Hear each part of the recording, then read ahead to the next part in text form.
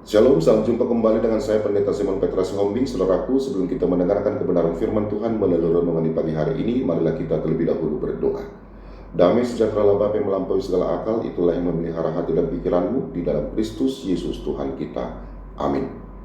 Saudaraku terkasih, firman Tuhan renungan di pagi hari ini tertulis dari Roma 12 ayat 1 dan ayat 2. Demikianlah firman-Nya. Karena itu saudara-saudara, demi kemurahan Allah aku menasihatkan kamu supaya kamu mempersembahkan tubuhmu sebagai persembahan yang hidup, yang kudus dan yang berkenan kepada Allah. Itu adalah ibadahmu yang sejati. Janganlah kamu menjadi serupa dengan dunia ini, tetapi berubahlah oleh pembaharuan budimu, sehingga kamu dapat membedakan manakah kehendak Allah, apa yang baik, yang berkenan kepada Allah, dan yang sempurna.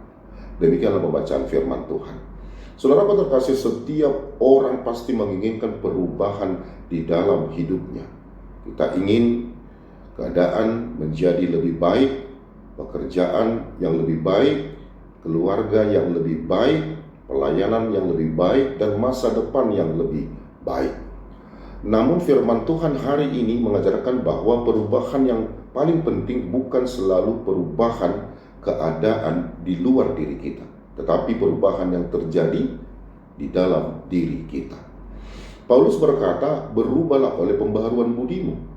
Artinya saudaraku, Tuhan ingin memperbaharui cara kita berpikir, cara kita melihat kehidupan, dan cara kita menghadapi setiap persoalan.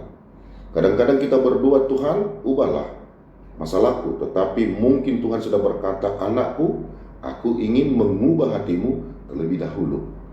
Kita berdoa agar Tuhan menghilangkan badai, tetapi Tuhan mungkin sedang menguatkan kita supaya mampu berdiri di tengah-tengah badai itu.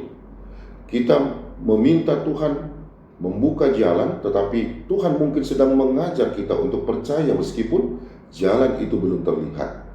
Kita meminta Tuhan mengubah orang lain, tetapi Tuhan mungkin sedang mengubah diri kita agar kita dapat menjadi berkat bagi orang tersebut. Saudaraku, Tuhan tidak selalu langsung mengubah situasi kita, tetapi Tuhan selalu sanggup mengubah kita di tengah-tengah situasi yang sedang kita hadapi. Firman Tuhan hari ini mengingatkan kita untuk mempersembahkan tubuh kita sebagai persembahan hidup. Persembahan yang hidup berarti hidup kita setiap hari adalah milik Tuhan. Ketika kita bangun, kita berkata, Tuhan, hari ini hidupku milik-Mu. Ketika kita bekerja dengan jujur karena kita tahu Tuhan melihat. Ketika kita melayani bukan untuk mencari pujian, tetapi karena mengasihi Tuhan. Ketika kita menghadapi masalah, kita tidak mudah menyerah karena kita percaya Tuhan selalu menyertai kita. Dan ketika kita disakiti, kita belajar mengampuni. Ketika kita diberkati, kita tidak lupa bersyukur. Itulah ibadah yang sejati. Ibadah bukan hanya apa yang kita lakukan di dalam gereja, saudaraku. Ibadah adalah bagaimana kita menjalani kehidupan kita setelah keluar dari gereja. Kita mungkin tidak selalu bisa berkhotbah, tetapi kita bisa menunjukkan kasih. Kita mungkin tidak selalu bisa bernyanyi di depan banyak orang, tetapi kita bisa menjadi suara penghiburan bagi mereka yang sedang sedih. Kita mungkin tidak memiliki banyak harta, tetapi kita bisa memberikan perhatian dan pertolongan bagi mereka. Kita mungkin bukan orang yang terkenal, tetapi kita bisa menjadi pribadi yang setia dan dapat dipercaya. Saudaraku, hidup yang dipersembahkan kepada Tuhan tidak harus selalu menjadi hidup yang terkenal. Yang Tuhan cari adalah hidup yang setia dan berkenan kepadanya. Kemudian Paulus berkata, janganlah kamu serupa dengan dunia ini. Saudaraku, ini adalah sebuah panggilan untuk berani berbeda. Ketika dunia mengajarkan kebencian, kita harus memiliki kasih. Ketika dunia mengajarkan balas dendam, kita harus memilih pengampunan. Ketika dunia mengajarkan keserakahan, kita memilih berbagi. Ketika dunia mengajarkan keputusasaan, kita memilih pengharapan. Dan ketika dunia berkata menyerahlah, kita berkata, aku masih percaya kepada Tuhan. Jangan takut berbeda karena imanmu. Jangan takut melakukan yang benar meskipun tidak semua orang melakukannya.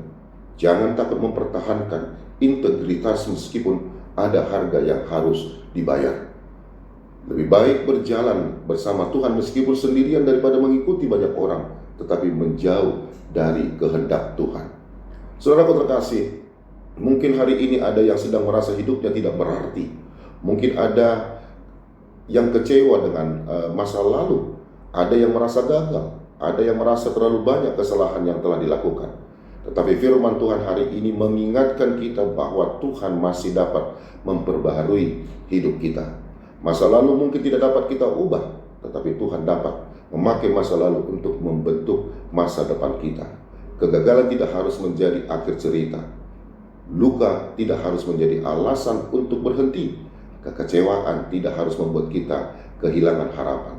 Selama kita masih berjalan bersama Tuhan, selalu masih ada kesempatan untuk menjadi pribadi yang baru. Karena itu saudaraku, jangan hanya meminta Tuhan memberkati rencana kita. Belajarlah untuk menyerahkan rencana kita kepada Tuhan. Jangan hanya bertanya, Tuhan, apa yang bisa Engkau berikan kepadaku? Tetapi bertanyalah, Tuhan, apa yang dapat aku berikan kepadamu? Amin, marilah kita berdoa.